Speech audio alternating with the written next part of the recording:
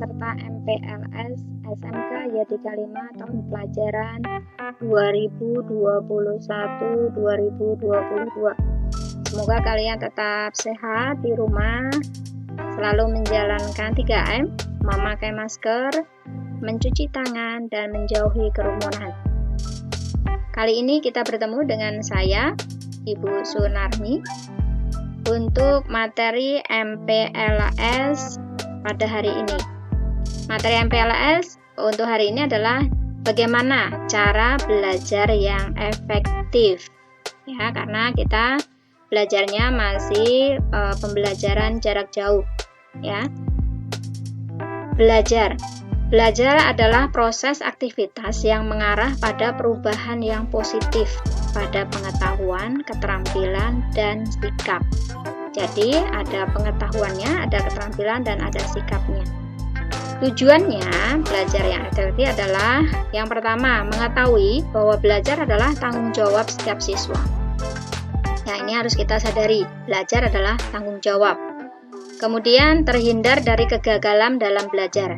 Jangan sampai nanti kita belajar itu ada kegagalan.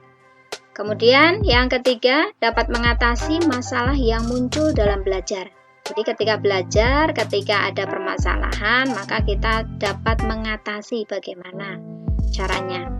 Kemudian berikutnya, dapat menyesuaikan diri dengan tuntutan belajar di jenjang SMK. SMK adalah pilihan kalian yang menyiapkan kalian untuk nanti siap bersaing dan berkompetensi dengan peserta yang lainnya. Dalam belajar itu ada keberhasilannya. Keberhasilan dalam belajar itu ada dua. Yang pertama, faktor dari dalam diri sendiri. Faktor dari dalam adalah dari diri kalian. Apa aja itu faktor dari dalam? Yang pertama ada intelijensi. Ya, intelijensi ini adalah kemampuan kalian. Kemudian ada bakat, ya. Kemudian ada minat kalian nanti. Ya, kalau di SMK itu ada jurusannya ada 3. Ada AKL, ada OTKP, dan ada TKJ. Kemudian keberhasilan berikutnya adalah sikap belajar. Nah, bagaimana nih sikap belajarnya kalian? Ya. Kemudian kepribadian. Kemudian yang keenam adalah kesehatan fisik. Berikutnya ada hambatan dari dalam. Ya, ada keberhasilan berarti ada hambatan juga. Hambatan dari dalam itu dari diri kalian. Yang pertama, malas. Nah, ini nih, malas mengerjakan sesuatu, malas belajar, dan seterusnya. Ini adalah hambatan yang harus kita hilangkan. Kemudian suka menunda-nunda. Nah, jangan sampai menunda satu pekerjaan, maka pekerjaan yang lain pun akan menunda dan tertumpuk. Kemudian lelah, kemudian tidak mampu membagi waktu, ya. Jadi mana waktu yang primer, sekunder, dan tersier. Kalau kalian adalah pelajar, siswa, maka mampu untuk membagi waktu untuk belajar. Belajar adalah kebutuhan primer. Habis itu baru nanti kebutuhan yang lainnya. Kemudian tidak disiplin diri. Tidak disiplin diri itu berarti tidak bisa membagi waktu tadi, ya. Waktunya belajar, waktunya main-main, waktunya tidur, ya tidur, waktunya makan, ya makan, dan seterusnya. Kemudian tidak bisa memilih prioritas dalam kegiatan. Tadi ya, bahwa kegiatan itu harus ada kebutuhan utama, pendukung, dan kebutuhan tambahan. Kemudian faktor dari dalam berikutnya adalah suka tidur. Nah, ini untuk generasi rebahan ya, harus dikurangi tidurnya. Kemudian yang berikutnya suka main game. Nah, ini nih, di 60%-nya kali ya, itu digunakan untuk main game. Ini harus disiasati. Kemudian suka kumpul-kumpul dengan teman atau jalan-jalan. Kalau untuk saat ini kalian tidak diperbolehkan. Kemudian SMS atau telepon yang terlalu lama, ini adalah hambatan untuk belajar. Kemudian persepsi yang keliru. Persepsi yang keliru adalah kalian memahami dengan diri kalian sendiri. Maka ketika belajar nanti harus ditanyakan kepada gurunya atau teman yang lebih tahu, ya, untuk bisa efektif belajar. Kemudian faktor dari luar. Ya, faktor dari luar ini apa? Faktor dari luar adalah teman. Nah, Maka kalau teman, pilihlah teman yang baik, yang bisa mendorong kalian untuk lebih maju. Kemudian keluarga, kalau keluarga pasti menginginkan supaya kalian itu bisa jadi orang sukses. Kemudian sekolah, ya memilih sekolah yang tepat. Kalian sudah tepat memilih sekolah di SMK Yadika 5 yang nanti akan mengantarkan kalian untuk menjadi orang-orang yang sukses. Kemudian masyarakat, ya masyarakat itu yang ada di sekitar kalian. Kemudian sarana belajar itu berarti yang ada di rumah dan yang ada di sekolah. Untuk SMK Yadika 5, insya Allah sarana belajarnya lengkap. Kemudian media yang digunakan saat ini adalah kita belajarnya masih menggunakan media online. Ya.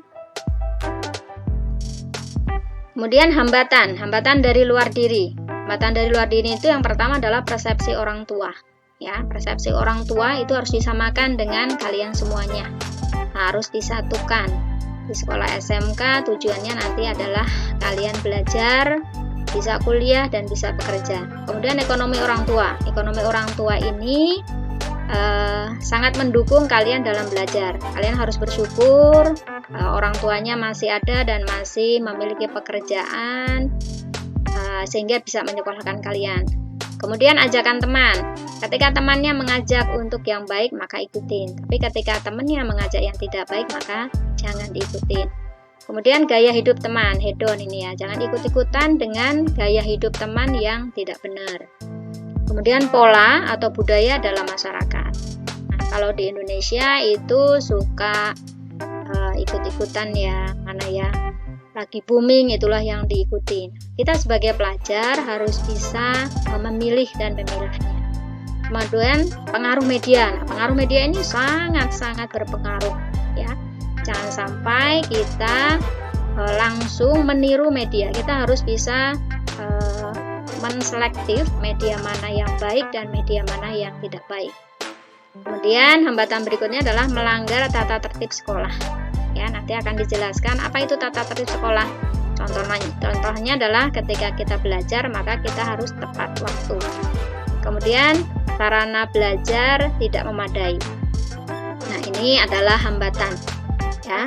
Karena nanti kita harus bisa untuk mensikapi dari hambatan-hambatan ini.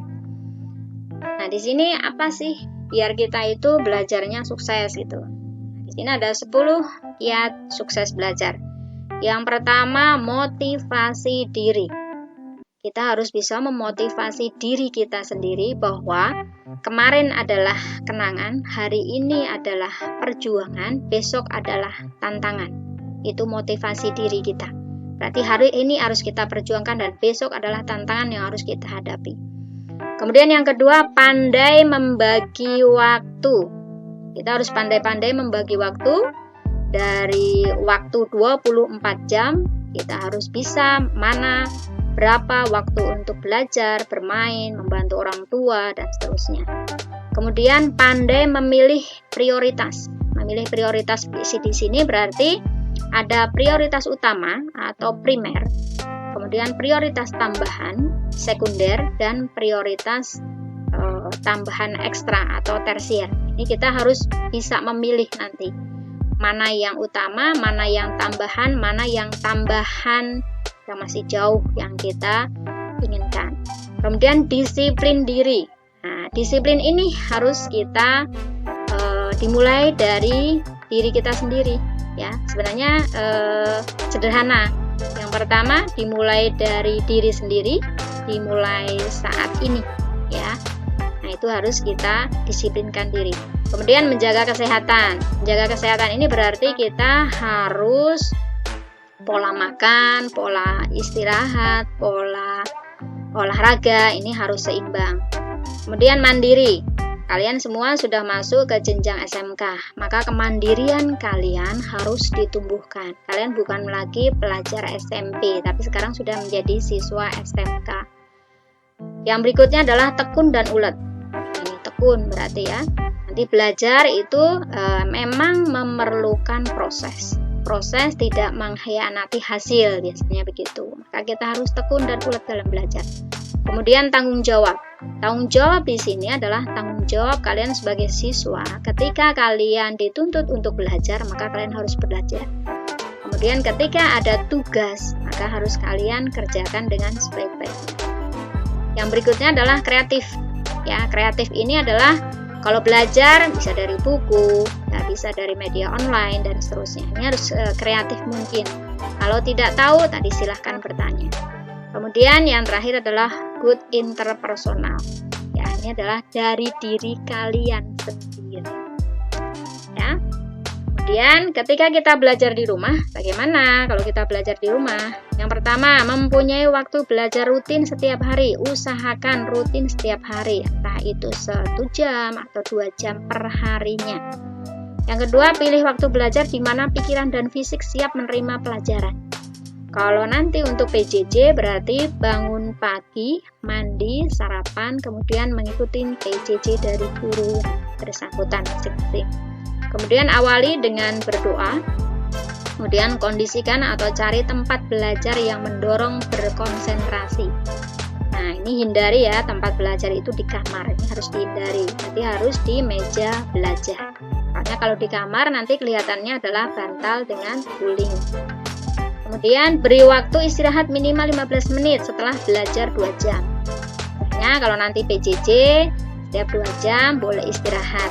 Tapi istirahatnya jangan keterusan. Biasanya belajarnya menggunakan handphone, kemudian nanti istirahatnya keasikan dengan main game. Nah, ini yang nggak boleh. Kemudian buatlah tanda-tanda terhadap hal yang penting. Nah, ini biasanya di buku ya. Dan nanti ada buku belajar, maka buat tandanya, kasih tanda mana yang penting, yang harus kita pelajari lebih ekstra. Kemudian lakukan pengulangan atau latihan setelah selesai, ya. Nah, ketika kalian ingin sukses, maka kalian harus sering latihan, ya. Harus sering latihan karena adalah pandai itu adalah sesuatu yang diulang. Berarti kalau kalian ingin pandai, maka harus sering melakukan pengulangan. Berikutnya, ketika nanti kita sudah belajar di kelas, kita masih PJJ. Nah, kalau belajar di kelas, bagaimana? Insya Allah nanti ya, segera ini COVID-19 ini segera selesai, maka kita bisa belajar di kelas.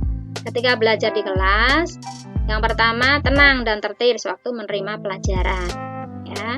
Jangan berisik sendiri. Kemudian membawa buku dan alat tulis yang diperlukan. Ya, jangan membawa yang lainnya, buku-buku sekolah saja yang dipakai.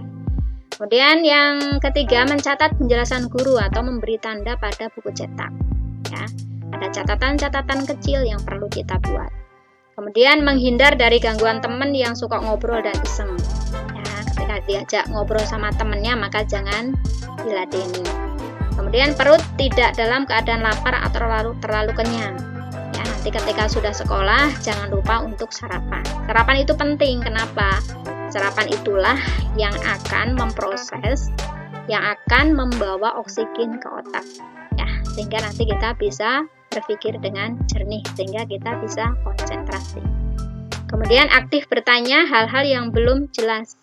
Ya, karena apa? Malu bertanya sesat di jalan. Kemudian jujur mengerjakan ulangan dan tugas. Nah, ini nih, ketika ulangan kita harus jujur. Ya. Kemudian itulah ya beberapa kiat-kiat yang harus kita ada di dalam diri kita. Sekian, terima kasih. Assalamualaikum warahmatullahi wabarakatuh.